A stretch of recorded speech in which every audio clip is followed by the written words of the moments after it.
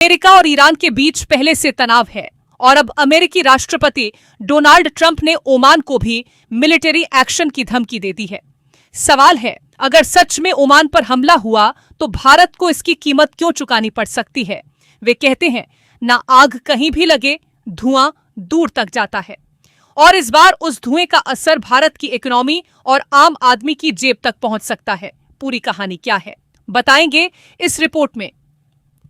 एक news channel को दिए इंटरव्यू में ट्रंप ने कहा कि अगर ओमान ईरान के साथ युद्ध खत्म करने की अमेरिकी कोशिश के रास्ते में आया तो अमेरिका उस पर हमला कर सकता है। अब यहां से कहानी इंटरेस्टिंग हो जाती है।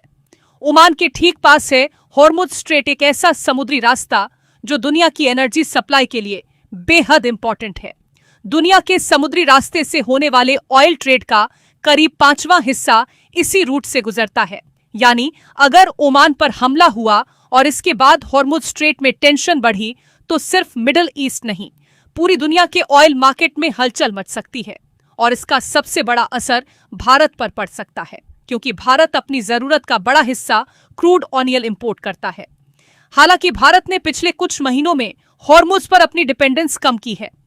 मार्च 2026 तक करीब 70% कच्चा तेल ऐसे रूट से आने लगा था जो हॉर्मुज से बाहर हैं। मई तक हॉर्मुज से आने वाले कच्चा तेल सोर्सेस की हिस्सेदारी करीब 25% रह गई। सुनकर राहत मिलती है, लेकिन एक बड़ा खतरा अभी भी बाकी है। एलपीजी। भारत अपनी खपत का करीब 60% एलपीजी इंपोर्ट करता है और कुछ समय पहले तक इसमें हॉर्मुज की भूमिका बेहद बड़ी थी। जनवरी 2026 में हॉर्मुज से आने वाले एलपीजी की हिस्सेदारी करीब 87% थी, जो मई में घटकर करीब 38% रह गई। यानी भारत ने ऑल्टरनेटिव अरेंजमेंट्स तो किए हैं, लेकिन अगर हॉर्मुज में सिचुएशन और बिगड़ती है तो प्रेशर फिर बढ़ सकता है। अब जरा सोचिए, अगर तेल सप्लाई को लेकर अनसर्टेनिटी बढ़ी तो कच्चा तेल की कीमत कितनी ऊपर जा सकती है।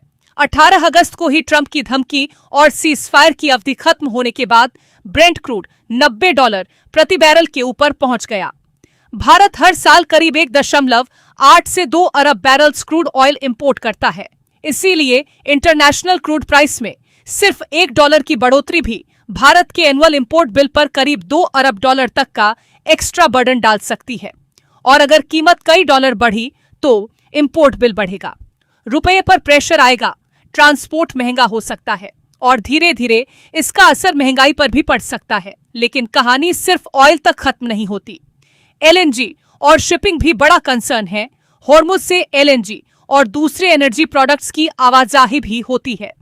भारत ने अमेरिका, ओमान, नाइजीरिया, ट्रिनिडाड और अंगोला जैसे देशों से एलएनजी खरीद बढ़ाकर ऑल्टरनेटिव सोर्सेज तलाशने की कोशिश की है।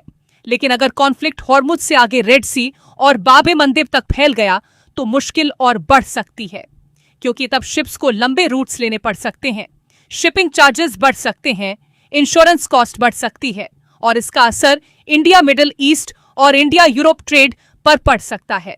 मतलब दूर मिडिल ईस्ट में कॉन्फ्लिक्ट होगा, लेकिन असर भारत की इकोनॉमी और आम आदमी की जेब पर दिखाई दे सकता है। पेट्रोल और डीजल महंगे हो सकते हैं, एलपीजी पर प्रेशर बढ़ सकता है, इंपोर्ट बिल बढ़ सकता है, शिपिंग कॉस्ट बढ़ सकती है और सबसे बड़ा खतरा महंगाई।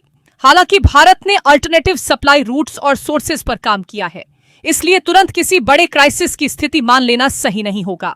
लेकिन अगर हॉर्मुज लंबे समय तक अनस्टेबल रहा तो भारत के लिए चुनौती जरूर बड़ी हो सकती है, क्योंकि आखिर में बात सिर्फ एक देश पर हमले की नहीं है, बात उस समुद्री रास्ते की है जिससे दुनिया की एनर्जी सप्लाई का एक बड़ा हिस्सा गुजरता है। और अब सबसे बड़ा सवाल यही है, क्या ओमान पर ट्रंप की धमकी सिर्फ वार्निंग बनकर रह जाएगी या मिडिल ईस्ट में एक ऐसा नया क्राइसिस शुरू होगा जिसकी कीमत भारत को भी चुकानी पड़ेगी। आप इस पूरे मामले को लेकर क्या सोचते हैं? अपनी राय हमें कमेंट सेक्शन में जरूर बताएं। साथ ही और भी अपडेट्स के लिए जुड़े रहे।